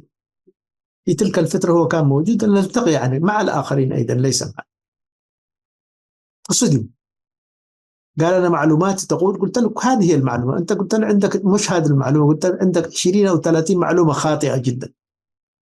ما يتعلق بعثمان سبة قلت له كل معلوماتك خاطئة، لأنه قلت له أنت كنت عايش مع الجبهة الشعبية، قلت له دول الناس يعني عندهم أمراض نفسية، يعني فشلهم وكل حاجة يعني مصيبة، عشان يكسبوا عطف الناس وعشان يقلبوا الناس ويقولوا نحن مظلومين، عشان كده لازم يبحثوا عن كبش فداء. وبهذه المناسبة قلت له عثمان سبة كان كبش فداء، كل مساوئهم وكل فشلهم وكل مثلا انت دحين لما تقول الجبهة الشعبية تحالفت مع مع جبهة تجراي، كلمة واحدة تقولها هذا يقول لك انت عميل. ينفوا، لأن هذا التاريخ بالنسبة لهم يعني. والآن أنا في الحلقة السابقة أيضا قلت هم يريدوا الآن المصالحة مع جزء من قيادة جبهة تيغراي بعد كل التدمير والحرب اللي حصلت. دول الناس يعني مصلحتهم فوق كل شيء. إذا اقتدت، وكما قال أحدهم هذا المطبل بتاعه الموجود في وسائل التواصل الاجتماعي يقول اندوات، قال إذا مصلحتنا تقتضي بالتعاون مع فانو أو مع تيغراي ليش لا؟ كلها. فأنا طبعا الآن أختم كلامي اليوم بما أقول. أولا طبعا إحنا عندنا كارثة الرؤية دي، رؤية حرية الصحافة. أساسا طبعا يعني الجبهة الشعبية منذ تأسيسها عندها حساسية من حاجة اسمها الرأي الآخر، وتتعامل مع الرأي الآخر بعنف. عندك يعني خيارين: يا أما تترك البلد، وإذا أنت عامل معهم، يعني كثيرين من القادة كانوا موجودين الآن طبعا، يعني السفير عبد هيجي هذا أكثر واحد. أنا طبعا يعني هو ابن بلدي، وفي قرية واحدة ولدنا وكبرنا مع بعض، ورجل يعني مثقف واعي جدا. دائما في أسمرة كلمة صغيرة جدا لما تنتقد الجبهة الشعبية هو أكثر من يتصدى، ينسى الأخوة وكل حاجة، يقول لك يا أخي أنت معلومات خطأ، أنتم عقولكم هذه مبلدة. أنا في حديث هذا يعني بالنسبة كان ينظر إلى الجبهة الشعبية هي جبهته. لكن في يوم من الأيام هو دائما في قرارة نفسه يعرف أنه هو يعني ما مستوعب.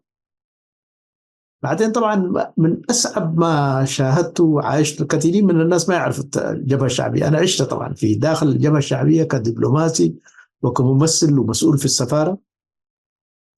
يعني دائما يعني عقلية الشك مش على كل إنسان. أنت ممكن تكون رجل مفلس ما عندك أي حاجة، كل حاجة بس تقول تمجد الرئيس وتقول الشعبية فوق كل شيء، واليوم شعبية وغدا شعبية، بالنسبة ما لهم يعني قرض به. من يوم ما تنتقد دائما عندهم يعني ورقة رابحة في يدهم، يقول لك هذا من أول جبهة. أنا لما كانوا يعرفوني يقولوا هو مناضل لكن جبهجي، يعني الجبهجي دون المناضل، يعني ما بينزلوا في الجبهة طبعا بالنسبة أقل درجة منهم هم. فالآن ليست قضية نتباكى على الماضي أو نريد أن نعالج الخطأ بالخطأ، بالعكس. أنا أقول الآن أختم حديث اليوم، هناك في فجوة كثيرين من الإريتريين لم يستوعبوها حتى الآن. أخطاء حصلت أيضا. إذا نريد إصلاح الخلل اللي مثلا الآن استمر نصف قرن من الزمن، لابد أن نصارح نفسنا ونبدأ بأنفسنا. أنا قاعد بدأت بنفسي أقول إذا هنالك أخطاء، أقول كانت هناك أخطاء.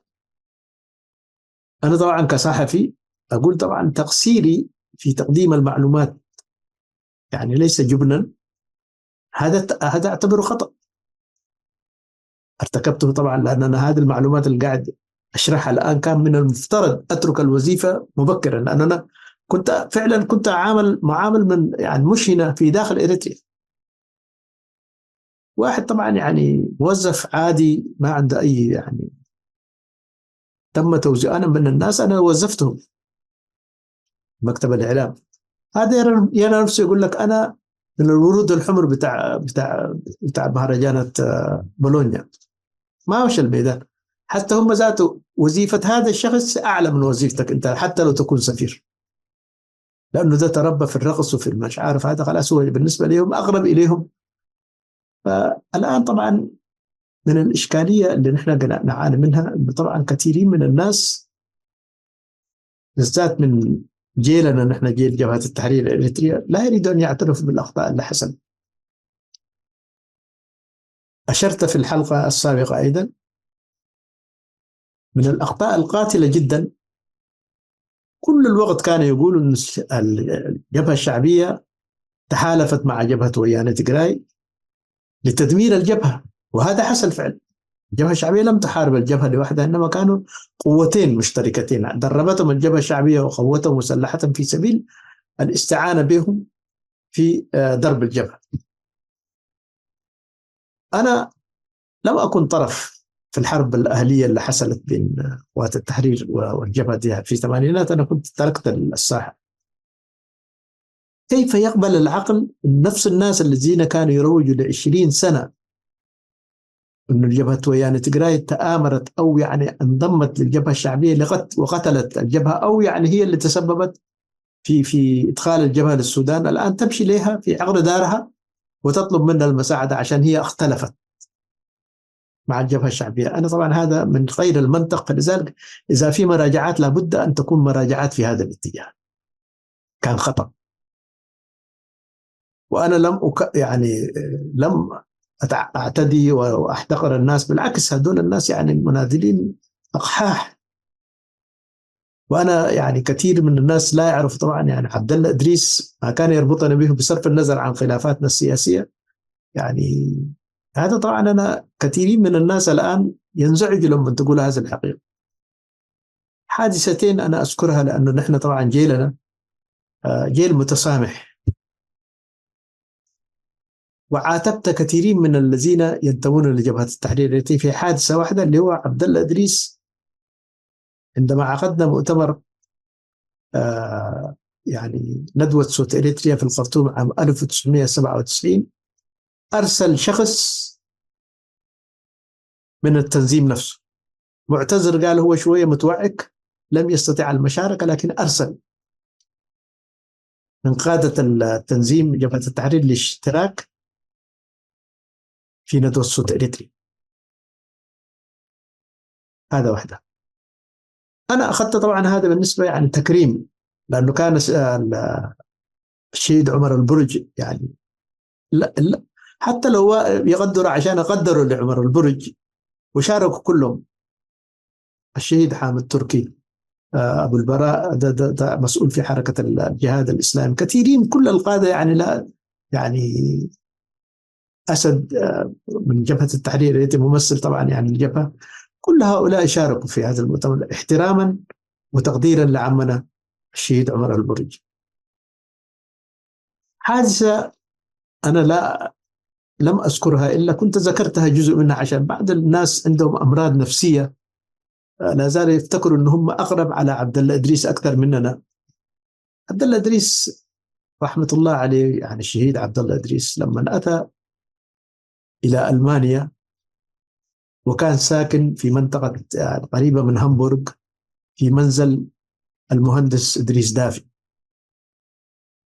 مرافقه أحمد سكرتير رحمة الله عليه وزر مريم دار برضه أيضا كان مرافقين هنا في البيت. اتصل بي من السويد المناذل صالح حيوتي، فقال يا حمدان أنت مقيم في ألمانيا ولك علاقات كثيرة جدا في ألمانيا جدا، فعبد الله إدريس الآن موجود في ألمانيا عندكم ومتوعك شوية مريض، فلو تساعدنا لو تعرف أطباء يعني يساعدونا في كشف عليه. فهؤلاء الناس الذين الآن يقولون نحن هاجم أخونا، دول الناس كلهم سعاليق بتاع أستراليا، مش عارف أنا ما بعرفه. وقتها كان في شتاء وأنا عندي سيارة صغيرة جدا، سيارة أوبل. هذا الاتصال هزة، قلت له أعطيني العنوان، قال حيتصل بك أحمد إبراهيم السكرتير رحمة الله عليه شهيد فيعطيك العنوان. اتصل بي مباشرة أحمد إبراهيم قال له أعطاني كتب يعني أعطاني العنوان، يعني قلت له خلاص إن شاء الله يعني بجي. تحركت من البيت في الساعة 10 ليلا مع الثلج، وصلت إلى منزل المهندس دريستافي، كانوا ضيوفه، وطبعا دريستافي كان مسافر، كان مهندس كان في منطقة أخرى. فطرقت الباب وفتح لي أحمد إبراهيم وقال لنا عبد الله الآن شوية يعني، لأنه جيتهم في الفترة الصباحية، قال لنا شو نائم شوية ومتوعك، فلكن إن شاء الله أقعد معانا.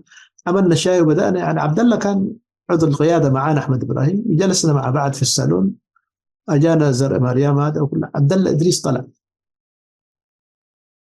الأخ عبد الله بصرف النظر عن الخلافات السياسية والحاجات، لكن لما سمعت هذا الخبر لم أستطيع أن أنام، فأتيت إلى هذا المكان فقلت له نحن تحت الخدمة، وحتى قلت له بيتي كما بيت إدريس يعني إذا اقتضى الأمر أنت ضيف، وأي خدمة تطلب مننا يعني. فقال أنا كتر خيرك. أنا الآن قال يعني برضو يعني بعد الأخوة السويد عملوا كده محاولة، فلعل وعسى لا تنجح. إن لم تنجح هذه المحاولة نعود إليكم إن شاء الله.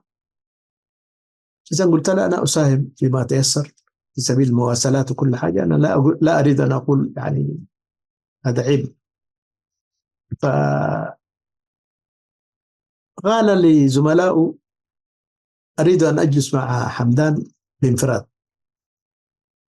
فدخلوا هم في غرفة ثانية وجلس. فكان متألم لأنه رجل كريم ورجل واضح. متألم قال نحن طبعا يعني لقاءاتنا في جدة مع مرحوم السب وكل حاجة، قال يعني غفر الله لنا، قال يعني لأنه نحن في المرحلة دي كلها ما كنا واعيين للآتي. والآن يا حمدان قال كما تشاهد أنت الآن نحن أصبحنا طبعا سامدين على مبادئنا وكل حاجة، لكن في النهاية يعني قال الآن طبعا يعني ذكر لي حادثة. قال عندما في عام 1993 انه الاستفتاء، فانا قال اول واحد مشيت في القاهره عشان طلبوا مني، قال استخرج بطاقه، لا مانع استخرجت واول واحد قال صوتت من اجل الاستغلال، لانه انا نادلت وهذا قضيتي الاساسيه. اذا بعدها طبعا لما يعني ذهب الى لندن، وكنا دائما على اتصال مع اخواننا على اساس نطمئن على حياه على ظروفه لحد ما انتقل الى رحمه الله، ونحن ذهب من هذه الدنيا ونحن متصافين. هذا واحد. ثانيا رغم كل الخلافات والمعاناة اللي حصلت أنا من مجموعة حزب العمل، لا حزب الشعب، والمهاترات والتشويه اللي حصل في الإعلام أنه نحن ناس إقليميين وناس متعصبين وكنا ضد المسيحيين ومن ذلك. حصلت حادثة ثانية وأنا لم أذكرها حتى الآن، ولكن الآن حأذكرها اليوم. والأخ الذي أقصده هو أحمد المنادل، أحمد الغيثي. عندما أخوة أقرب الناس إلينا طبعا في مدينة قريبة من المنطقة اللي أسكن فيها، يعني ذكروا أنه الأخ في ظروف الحرب هناك طبعا في دائغة، ظروف صعبة جدا وهو وأولاده وكل حاجة. فقلت لهم ما العمل؟ قالوا إحنا الآن نجمع يعني ما نستطيع من الأخوة اللي حوالينا في سبيل على أساس نقف معاهم على الأقل، يعني نتواصل معنا في الاتصالات ونشوف. اقترحت قلت له هذا الرجل منادل بصرف النظر عن خلافاتنا واختلافنا في الرأي، أنا في مقدمة من يتبرع لهذا الأخ. وفعلا ما أريد أن أذكر، تركت يعني نسيبي وأخذت التلفون واتصلت به مباشرة. قلت له يا أخي في هذه الظروف لا تستطيع أن تستمر، ونحن كل الإجراءات الممكنة نعملها. واتصلت بزملائي أيضا إخواني في السعودية كثيرين حتى يعني ساعدوا الأخ في استخراجه من اليمن، وبعث له أيضا صورة من جواز سفره في سبيل نجري الاتصالات عن طريق وكالة أنباء القرن الأفريقي، ويأتي إلى أوروبا بعد حتى مثلا مع الآخرين حتى يطلع من الدائرة. أنا يعني ما قاعد أتطاول ولا يعني أعمل، لكن نحن جيلنا هذا جيل ناضج، جيل متسامح مع نفسه. ما يتوقع أحد أن أنا بعد ما قاله هو في بعض الفدائيات أنه هو طبعا كان يقول نحن عملنا ورفضنا المسيحيين وكل حاجة، يعني كل هذا لكن سياسة. إنما الجانب الإنساني نحن دائما مع بعض. أنا لما ذكرت في الحلقة السابقة استضفنا أيضا يعني رئيس جبهة التحرير الإريتريا، استضفنا مجموعة الجهاد، استضفنا أيضا كثيرين من الناس الآن في قناة القرن الأفريقي، لأن هذا الخلاف اللي كان حصل قبل 50 سنة كيف نتجاوزه وكيف نبدأ خطوة جديدة. ده طبعا هو مسجل، حتى أنا لو تسامحت التاريخ ما حيتسامح معه. إذا أنا حتى لو أخطأت ما في التاريخ يعني حيقول هذا الرجل أخطأ في جزئية معينة جدا. أنا قاعد أذكر هذه الحقائق، أنه طبعا أرى أنه أحمد القيسي وغير أحمد القيسي هم ضحايا، ولو يتنبؤوا في سبعينيات القرن الفاضل أنه الثقة اللي أولوها لناس طبعا كانوا يعملوا في السر. أحمد القيسي طبعا يعرف الآن تفاصيل أنا لا أعرفها في داخل التنظيم، لكن هناك أيضا بعض التفاصيل ما يعرفها اللي حصلت في أوروبا. الامتدادات مثلا محمد الغيث لو سألته الآن عن برنامج بولونيا والمهرجانات هذه ما عنده تفاصيل كما أنا عندي، لأن أنا كنت جزء أشوف ما يحصل حولي، أشوفه أنا موجود حاضر وأنا مسؤول، ورجل أقل منك في الوظيفة يعاملك مواطن من الدرجة الثانية. كل هذا طبعا الآن نحن يعني ما نريد أن نقتدي بالجبهة الشعبية. هي عاملت الناس كده، نحن نعامل الآخرين لا، ما نعمم العملية دول أفراد. وأنا طبعا حصرت الموضوع ده في أوروبا وفي أمريكا، كل هذه الزنبليطة اللي عاملين لا يفوت عددهم 200 ولا 300 نفر. دول يعني في الصف الخلفي ما تشوفهم في الصورة، إنما طبعا بيشوفوا بيستعينوا بناس يعني بلداء، يعني يعني في كثيرين يريدوا أن يظهروا، يقول أي كلام، تكتب له تقول له قول كده يقول يعني في المقابل يعني تعطي له مجرد.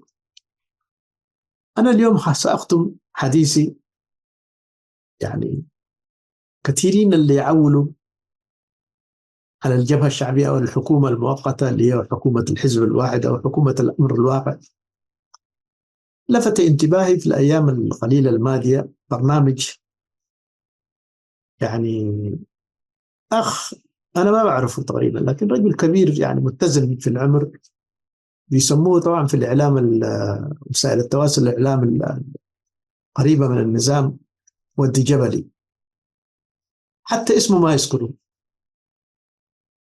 ودي جبلي. الآن طبعا أنا لا أعرف هذا الشخص، إنما أتابع أحيانا رجل يعني ليس عدواني ولا يهاجم أحد، رجل يعني متزن، وبعدين معلوماته يعني تذكرك بإريتريا القديمة جدا، التقاليد والعادات، وافتخاره بأنه هو إريتري وينتمي لأسرة عريقة جدا إريترية جدا، يحكي عن حاجات تقول أنت دحين حتى بذاكرتك. يعني أنا تقريبا يعني إخواننا لما سمعت ودي جبلي تذكرت طفولتي وأنا موجود في إريتريا.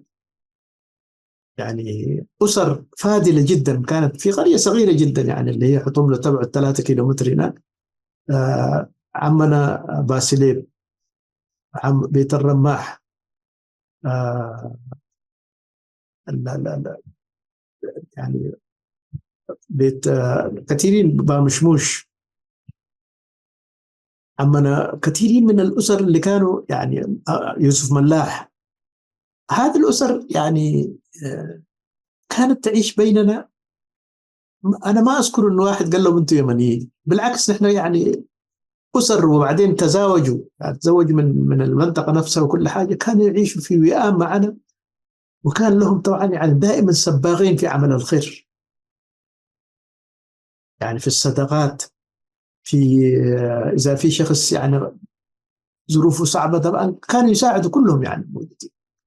أسر فاتي يعني قرية صغيرة جدا معانا 15 ولا 20 أسرة من اليمنيين. طبعا لما تمشي في مساوع بيت يعني بيت بازحم وبيت أحمد فارع اللي كانوا معنا، التقيت بهؤلاء الناس اللي كانوا بيت حمدون، التقينا مع بعضهم في المهجر في اليمن. أنا لما مشيت في آخر سفرتي إلى عدن قابلنا عباس أحمد فارع كان معنا في فصل واحد، لما التقينا بكى برضه نفس العواطف، لأنه هو ذاته قلبه مشدود، يقول يعني تجاربنا يعني في مسوع.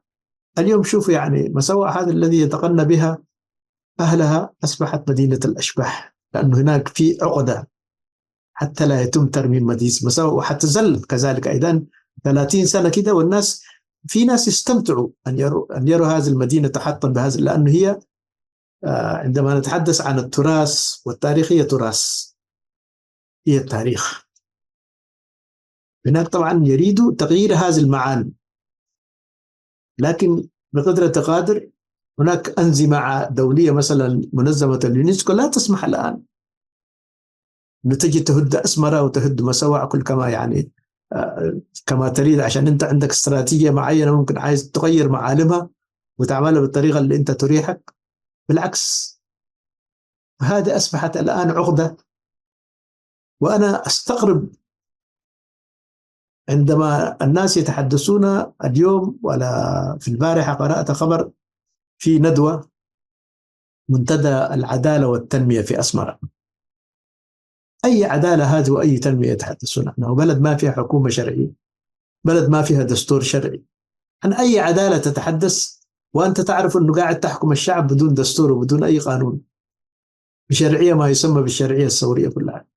ذلك الآن يعني خاتمة الموضوع، البعض يرى في بعض التعليقات احنا لا نريد أن نزهر ولا أن نكون طبعا يعني ندعي بما لا نملك، إنما التسكير هو طبعا هؤلاء الذين يتبخترون الآن ويعتقدون أن كل شيء أندر كنترول تحت الرقابة، هذول واهمين. وبعدين أنا أفتكر يعني دائما لما أكرر تجربة أهلنا في السودان يتأذى البعض. يعني من السهل أن تشيطن الدعم السريع وتقول هذا فعل وهذا كلها، لا، القضية ليست الدعم السريع وليست البرهان، القضية هي بالمزالم اللي يعني والتهميش واحتقار الآخر. استمر من 1956 إلى ثورة 2019، الانقلاب اللي حصل في نظام عمر البشير. إذن بالمقارنة الآن هذه المزالم وهذا التهميش وهذا الاحتقار الآخر أيضا، أنا لما أقول احتقار الآخر عايشت هذا الشيء عن قرب. هؤلاء الناس الذين الآن يتحدثون عن الثورة وعن هم مناضلين والآخرين غير يعني أخونا وكل حاجة، أنا ما بعرف من أين أتى هؤلاء، بس ما لهم أي مكان. أنا عندي بيت في إريتريا، حرمت من بيتي. مسوع كلها يعني أهلنا نصفهم موجودين في مسوع حامد حمدان، عندنا عمارات وكل حاجة حرمنا منها. الآن نتفرج على مدينة الأشباح، وهنالك من يتلذذ ليرى هذا المسار يعني، وكثير منهم يقول أبين لا بأس. أين مسوع اللي كانت يقول عنها جوهرة المسوع؟ ما لا جوهرة ولا يحزن، عسب أين يقول له بكل يعني بساطة، يقول أين هذا؟ ما موجودة. لكن أنا أتأكد دائما حتى لا نكون يعني نتجاوز حدودنا، أقول دائما أن دوام الحال من المحال. مهما طال الزمن الحق يعلو ولا يعلى عليه. إريتريا يعني أنا دائما ضد العنصرية وضد تصنيف الناس هذا تجراوي وهذا يمني وهذا مش عارف كل هذا، يعني لا أوافق. يعني هذا انفلات جاي لنا لا يؤمن به، لأنه نحن أهل ناس اللي ولدوا في إريتريا. يعني الآن لما أقرأ بعد الأخوة في برامج عملوها، يعني استغرب أنه يعني عدد الحضارمة أو اليمنيين اللي كانوا في إريتريا، كل يعني الإعمار اللي حصل في إريتريا سواء في أسمر في الفضل بعد الله يعود لهم. المعاهد والمساجد وكل الثقافة يعني منحمى يعني ومولة، أن نحن أساسا يعني شعب فقير. هذه الأسر لم تتعامل مع ما يقول أنا يمني وأستثمر في بلدي، لا بالعكس، كانوا حضور نفسيا وروحيا كلها وكان لهم مساهمات أكبر من غيرهم طبعا في بناء المساجد، في بناء المعاهد، يعني في حتى إدارتهم يعني للمحاكم الإسلامية اللي كانت موجودة في عهد الحكم الإيطالي والبريطاني. كل هذا طبعا الإثيوبيين أتوا بنظرة عدوانية جدا لإنهاء أو لمحو هذه الثقافة، لم ينتسوا. وهؤلاء الناس الذين يتقنون ويفتكرون أنهم انتصروا كل حاجة، أين أنا موجود. حوالي 800 ألف مواطن إريتري آبائهم أو أجدادهم هاجروا إلى السودان، إلى يومنا هذا يفتخروا أنهم انتمائهم إريتري، ويحسوا هم في داخلهم يحسوا أنهم إريتري. ما تقدر تنتزع هذا الإحساس من داخل قلوب الناس، لأنه أنت الآن تحكم بقوة الحديد والنار وعندك حزب مش عارف كل هذا كل هذا يعني أنا أعتبره آني. ولذلك ما يعني أنا ما أطلب من أحد ولا أنتمي لأي حزب سياسي، ولا أريد أن أنتمي أيضا لحزب سياسي في الظروف الحالية. إنما أقول نحن علينا جيلنا بالذات، وتحديدا جيل المناضلين في جبهة التحرير الإريتري. أنا متابع طبعا الأنشطة والآمال، لكن علينا أن نبتعد من ردود الأفعال وشيطنة الناس، أو يعني الحديث بالتعميم، لأنه طبعا من يعمل يعني حتى لو خطأ يعني. لكن أنا شايف هناك في حراك، الناس المتعصبين لأنه يكونوا جزء من تجراي والمتعصبين لأن يكونوا جزء من إثيوبيا، هؤلاء الناس يعملوا بوقتهم، يعني يضحوا بأوقاتهم يحد بالمال. أنا في جمع التبرعات لما شفت في ليلة واحدة يجمعوا $1,000,000. الآن يعني نحن علينا أن نفكر، يعني لا أقول أدعمونا أنا، لا بالعكس، كانت في مبادرة قناة 1 سبتمبر لا زالت تراوح مكانها، لأنه لم يجدوا المدد. أنت تريد أن تواجه، تريد أن تسقط النظام، تريد أن تحافظ على هويتك، إن لم تكن أنت أهلك من تبقى منهم في الداخل موجودين. بالتمنيات وبالمشاكسات وبتصفية الحسابات ما يتم ذلك، إنما العمل. أنا طبعا يعني أشرت، تناولت اليوم يعني ليس مضطرا، إنما طبعا لتذكير الناس عندما أتى الشهيد عبد الله إدريس للعلاج. أنا كنت أتوقع أنه هناك روح حية لما نقول يعني هذا التعصب الموجود والعودة وما إلى ذلك، يعني كل ذلك يعني الواحد رغم كل الخلافات والمعاناة اللي عانيناها يتألم الإنسان. أنا عندما أسمع ابن الشهيد حامد إدريس عواتي عنده له طبعا موقع معين جدا في وسائل التواصل الاجتماعي، يقول يتحدى أنه أحد يأتي ليقول أنه ساعدوا أسرة الشهيد. هذا الرجل الرمز الذي طبعا يعني الجبهة الشعبية الآن يعني تصور للناس أن هي تعتز بعواتي وعاملين له هناك يعني ضريح وكل حاجة وكل. طبعا أسرته وهذا الكلام ليس كلام من الدكتور كرار، يقول اضطرت والدته حرم الشهيد حامد إدريس عواتي وأخته للعودة إلى إريتريا، لأنه لم يجدوا من يعينهم، لأنه كان لسه شاب صغير. أين هذا النخوة وأين هذا كل الكلام البهرجة الموجود؟ الكلام يعني يعملوا في احتفالاتنا أشوفهم كده بالبزخ، ويعني ممكن يعني يسافر من أستراليا إلى ألمانيا بتذاكر كل حاجة، لكن ما يحس بأنات الآخرين. أنت تتحدث تريد أن تدافع عن تراثك في الفعل، لكن صفر. إذن يعني أنا أقول يعني علينا أن نفكر. أنا طبعا الآن يعني في شبه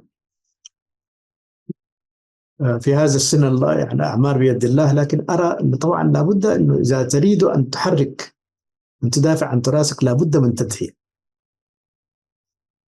هؤلاء الناس الذين أنا ما أعرفهم كثيرين من المواقع الإلكترونية، أتألم كثيرا لما أشوف مثلا واحد مسخر وقته وجهده وكل حاجة ويتكلم يدعو الناس 4 ساعات وعدد المشاهدين لا يتجاوز 200 شخص.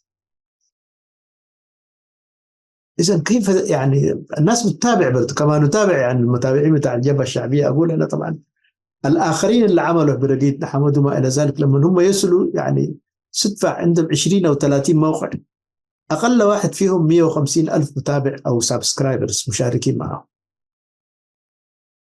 بالمقابل الناس اللي عملوا التحالف ومش عارف وكل هذه الأحزاب الموجودة كلها أنا أشوف مواقعهم لا يعني لا ترقى لمستوى اللي هم يحلموا به، لأنه مشتتين. الأصوات لما تتشتت، يعني لما يكون عندك 50 موقع، كل لو قلصت هذا على 5 لعل وعسى كانت حتظهر، يعني لأنه ما يمثلوا رأي واحد، آراء مختلفة ومتشتتة، فبرضو التأييد يكون مشتت نفس الشيء. في نهاية المطاف اليوم أنا أجلت أيضا حلقة لإخواننا السودانيين، لأنه طبعا هذا الملف أصبح طبعا الأوداع في إريتريا لا تتحمل التأجيل. أنا أقول لكل هؤلاء الناس الذين طبعا كان لهم نظرة سلبية، أنت ليس مسؤول عشان تعالج أخطاء الآخرين، أولا تبدأ بنفسك. كلنا شاركنا بطريقة، يعني سواء عامل السن يكون هو السبب في ذلك، عدم إدراكنا للسياسة العالمية يكون سبب آخر، ما نقدر، ما حافظنا على علاقاتنا. الآن طبعا يعني الآن يعني الجبهة كلها مساعداتها واتصالاتها كانت محصورة في العالم العربي. اليوم أين العالم العربي اللي نتحدث عنه؟ مثلا قطر كان لهم يعني دور كبير في دعم الثورة الإريترية. السعودية بطريقة أو بأخرى كان لهم دور كبير. العراق كان له دور كبير. سوريا كان لها دور كبير. كثيرين حتى اللي ما يدعمك، يعني اليمن على الأقل في احتضان واستقبال الإريتريين والتعامل معهم ومع قضيتهم. الصومال اليوم الأوضاع تغيرت. هذه الدول أساسا يعني لها يعني سياستها الخاصة الآن تغيرت. لا يمكن أنت الآن أن تركن على دولة عربية تقول حتساعدنا. الآن طبعا المساعدات بعد الله أصبحت الاعتماد على الذات. والجبهة الشعبية سر نجاحها رغم كل المشاكل والبلاوي اللي خلقوها في إيرتريا، إنما طبعا يعني هم رفعوا شعار الاعتماد على الذات وربوا أيضا أنصارهم على هذا الروح. الآن طبعا أي فاندريزن أو يعني حملة تبرعات، وأنا شاركت في ليلة واحدة تجمع 100,000 دولار. قالوا إخوانكم تم تهجيرهم من إثيوبيا. أنا في لندن في أمريكا شاركت وكنت ألقي يعني أصور الوضع، لأنه مشيت شاهد عيان. في ليلة واحدة في السويد وفي مش عارف كنا نجمع 100,000 دولار. الآن أنت طبعا يعني إذا تريد، يعني أنت مظلوم وحقوقك مصادرة، كيف تريد أن تستعد بالتمنيات وبالكلام وبتجريح الآخرين الأغرب الناس إليك؟ هذا لا يمكن أن نسمع. لذلك أنا اليوم أكتفي بهذا. طبعا أنا مقدر لمشاعر الناس الآن، يعني عدد كبير جدا شاهدوا، لأنه نحن عندنا الآن مشاركين أكثر من 50,000 في صفحاتنا على الفيسبوك وفي قناة القرن الأفريقي. 50 دي أوتوماتيكيا بتوصل إليهم، وبتسلنا أيضا ردود الأفعال حول ما نكتبه. وإلى حد ما طبعا كثيرين من الناس أسنوا بأنه نحن نتناسى، وذكرني أحدهم الآن في التعليق أيضا أن نتناسى من المهاترات الماضي ونقدم المعلومات المفيدة. أنا أبتكر يعني مستقبل إريتريا يجب عدم رهنه بوجود الجبهة الشعبية من عدمها. هذا الجبهة الشعبية صلاحياتها انتهت، وهي ما كان عندها صلاحيات ولا مفوضة من الشعب الإريتري، إنما مفوضة من أشخاص يؤمنون بنظرة الجبهة الشعبية، واللي هي نظرة إقصائية، ولا زالوا يحلمون بكل الوسائل جدا. لا فكاك من إنه العودة المصالحة مع تجراي، أو مثلا يعني إلى حد ما ممكن قد تتغير الأوضاع يعني في إثيوبيا أيضا، ممكن يعودون إلى إثيوبيا. وعندهم الآن امتدادات مع فانو، مع الأمحرة، مع كثيرين، وقاعدين يخطوا أيضا مع الأوروميين حتى بطريقة غير مباشرة اتصالات، لأن هم أساسا يقول لا وجود لإريتريا. هم أساسا لا يمكن يكون استمرارية لهذا النظام إلا بالتحالف مع هؤلاء الناس، لأن عارف أنه في العالم العربي وفي أوروبا لا يعني ما في حد معترف باستقلال إريتريا، نعم، بدولة إريتريا نعم، لكن لا دولة. أنا كل هذا يعني مجرد حاصل تحصيل. تمشي السويد، تمشي يعني الصين الآن في منتدى الأفريقي الصيني، ترى كل الرؤساء اللي مجوا أخذوا طبعا مرافقين معهم وزراء، وتراهم الآن يعني على الهواء مباشرة يوقعون اتفاقيات. ماذا وقعت إريتريا؟ لأن الصين ما تعطيك هبة. احنا طبعا المنتدى هذا 10 سنة مما تأسس، وإريتريا طبعا بدرجة وزير كانت تشارك مستشار الرئيس كل العشر سنة. لحد اليوم ما شفنا على أرض الواقع أن الصين عملتها، لأنه ما في أرضية أو ما يسموه بالإنفراستراكتر، البنية التحتية ما موجودة. ولو تقرأ مثلا، يعني أنا في كثير من الإريتريين أنصحهم على أساس يحاولوا يترجموا أي لغة في الجوجل، يعني في ترانزليشن، في للترجمة، أي حتى اللغة الصينية تترجمها باللغة العربية موجود. أقرأ ماذا قالوا الروس الباخرة الحربية اللي أجت، ماذا كتبوا عن إريتريا وكيف صدموا، لأنه نظرتهم يعني أنت لما الرئيس يزورهم أو وفد إريتري وينمق الكلام ويقول نحن يعني سوبر باور، ونحن يعني الآن يعني في أفريقيا ما في دولة تداهينا في كل الاستراتيجيات بتاعنا، لما نزلوا ميناء مساوعة قال أين هذا الكلام؟ وإلا يعني روسيا ما عندها الإمكانيات الآن ترمم لك مدينة مساوعة، ولا ترمم لك مثلا الخرابة الموجودة في إريتريا، ولا تبني لك حاجات، يعني تبني لك الآن تجيب لك كهرباء بالمجان.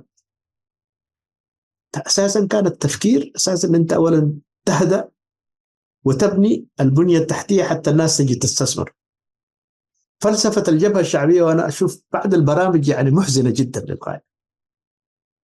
يقول نحن لما سمحنا بالعمل التجاري، بعد الناس طرح علينا فكرة يعني فتح ال اللي هو طبعا الضمان البنكي.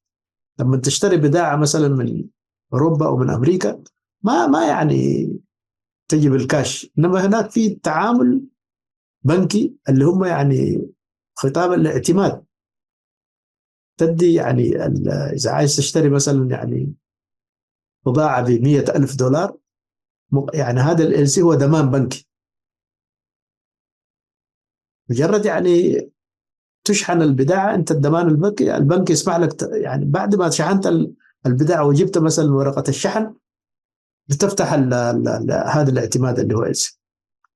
الحكومة الإريترية في أول محاولة، هذا قبل المشاكل وقبل الحرب الحدودية، قالوا يعني كنت أنا 3 4 من المسؤولين كانوا يتحدثوا يقولوا، أو وزير المالية هذا اللي استشهد اللي توفى قبل مدة، يقول نحن طبعا رفضنا عملية الإلسي ده تقيد حركة الإنسان، فنحن قلنا لهم تعاملوا بالكش، لأنه إيش الكش معناه؟ هو بالتهريب. أنت تأتي تعطي الحكومة بالكش، التفسير بتاع هذا الموضوع. والحكومة طبعا تتصل بناسها بالخارج أيضا يشترون لك البضع. إذا بهذه الطريقة يعني 99.9 وهذا طبعا ليس سر، تكون يعني الحكومة، مؤسسات الحكومة، البحر الأحمر ومش عارف كل هذا المسميات الموجودة، هي المسيطرة في عملية التجارة الخارجية. إذا تريد أن تبني البيت أو لا، الحكومة هي اللي تبني لك، هي الوسيع على كل شيء. أنا ما ممكن يعني بنيت، أنا عندي بيت هنا، يعني ما في حد يعني أجى على أساس يشرف على كيف أسس هذا البيت، أو كيف مثلا يعني أي بيت أشتري، هم اللي أسسوا نمط واحد، وهذا النمط الصيني، يعني بيوت متشابهة يعني وطريقة متشابهة، لكن برضو فشلوا في عملية أنه بنوا حتى الناس اللي اشتروا البون تم بناء بيوت لهم، بعدهم يعني توفى بدون ما يعود إلى يعني 20 سنة لم يستطيعوا توصيل الكهرباء والماء في هذا البيت. أحدهم كان دكتور يعني جراح مشهور هنا في ألمانيا، دكتور منقشة بيسمى، في السيمينار طرح قال أنا إلى أن أدخل هذا البيت أستخدم هذا البيت اللي بنيته وأريد، قال أن أقضي ما تبقى من عمري أنا متقاعد في بيتي، لكن قال هذه الحكومة عجزت إلى الآن أن تمد خطوط الكهرباء والمياه. لم يرد، لأن يعني الحجة أنه أنت إذا ما عندك مياه وكهرباء تعمل فيلا لإيش؟ مدخرات وكل مات هنا. عنده بيت يعني بيت كويسة جدا، عنده فيلا في ألمانيا أيضا، ودفن هنا، مات غضبان، وهو من المؤسسين لفرع حزب الجبهة الشعبية هنا. كثيرين من الناس، والآن أختم كلامي بالمهزلة، هذول الناس اللي قاعدين يعني يحاولون يعني يمدحون النظام ويقولوا كل شيء على ما يرام في وسائل. أجت الفضاحة الكبرى اللي هو متمثل الآن في حادثة ودي جبلي. أنا لا أعرف هذا الشخص، كنت أفتكر هو طبعا ينتمي لأسرة فاضلة جدا ويا رجل يعني من الحضارمة طبعا كلهم. أنا ما شفت بيت حضرمي أو يمني عاش هناك بالزنك مغلقة. طبعا هم قالوا هذا الشخص أساسا هو كان يأخذ فلوس كثيرة جدا، لكن قال القضية ما في يدنا. الصحفي اللي كان يبرر يقول نحن ما كنا عارفين يعني انه عنده بيت واصيب بالسيول يعني قال ما عنده بيت، ورونا بيته مغلقه هي من الصفيح. صحفي طبعا يدافع عن النظام 24 ساعه ولا زال ساكن في بيت ورونا من الزنك يعني زينجو قال. والاخر قال نحن عمال الناس الذين يعني اليوتيوبرز موجودين في الخارج هم اللي يعني يحددوا المبالغ اللي تؤخذ. يعني الآن الدولة يعني عاجزة في سبيل على أساس الناس يمدحوا أكثر من وزارة الإعلام يعني في دفاعهم عن النظام بمسميات مختلفة جدا. هؤلاء الناس طبعا من يديرهم هم العصابات الموجودة في الخارج. يعني هذه أصبحت مؤسسة تجارية بحتة جدا، دولة موجودة ودولة بوليسية عندها رقابة وعندها أمن كل حاجة. يعني حتى أنفاس الناس يعني يسمح لك في اليوم مرة مرتين تتنفس. ما قادرين الآن يعني الناس في الخارج هم اللي يسيطروا على الناس اللي في الداخل الصحفيين بالذات. يعني وأنا عندي تجربة مريرة جدا ذكرتها في عدة اسمه واحد من البغبغاوات يعني يغني ويعني عامل نفسه شاعر وكل حاجة. يعني هذا الشخص يعني 10 دقائق أرسل لنا برنامج لقناة القرن الأفريقي وطلب مننا $500.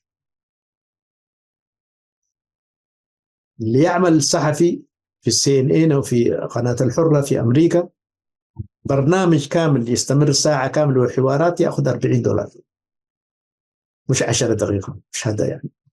ولذلك إنه العملية الآن إنه لابد أن نفكر. حتى الدولة مغلوبة في أمنها. الناس اللي في الداخل دول اليوتيوبرز اللي هم عندهم وسائل إعلام وكل حاجة دول الناس ناس تجار. والناس اللي في الداخل أنا يعني كزملاء بصرف النظر عن موقفهم وعن رأيهم، لكن طبعا هم أيضا مظلومين. وهذا اتضح في والجبل. أنتم قاعدين تتابعوا الإعلام الآن يقول أنا يعني أعمل برنامج يعني وأتعب ما بيدوني حقوق $20 قال في كل برنامج. يعني في النهاية $20 لو جمعت بالنقفة لو حولتها ما تسوى يعني تقريبا يعني تتعشى بها. فلذلك هنا الظلم أن أنا أقول ونعود في الختام كل هذه الألاعيب تدار من قبل التنظيم السري. عشان نكون واضحين هذول الناس الوزراء اللي تشوفوهم في القائمة هذول الناس مغلوبين على أمرهم. يعني هم ذاته أنا أتمنى لهم على أساس يعني ينهوا عملهم بالطريقة الودية ويموتوا بطريقة طبيعية زي ما حتى لا يسجنوا ولا. فهم يعني هذا البلد إذن يعني أنا أتمنى لكل الناس أن تعيش بأمان. وأحذر دائما من أن نحن إريتريا يحدث فيها ما يحدث الآن في السودان حروب أهلية، لأننا الحرب الأهلية في إريتريا حتكون دمار. لأنه 90% من الإريتريين يعني مروا بتدريب عسكري كله ناس متمكنين ومتدربين وجاهزين. دول الناس يعني لو حصلت حتى في سبيل الدفاع عن نفسهم وعن أسرهم طبعا حيقتلوا بعض. ذلك لا نتمنى لهم حتى نحن نختلف مع النظام في أفكار سياسية معينة، لكن لا نتمنى لهم الدمار. والبنية التحتية هذه طبعا لم نبنيها نحن، هي أساسا ورثناها من الإيطاليين.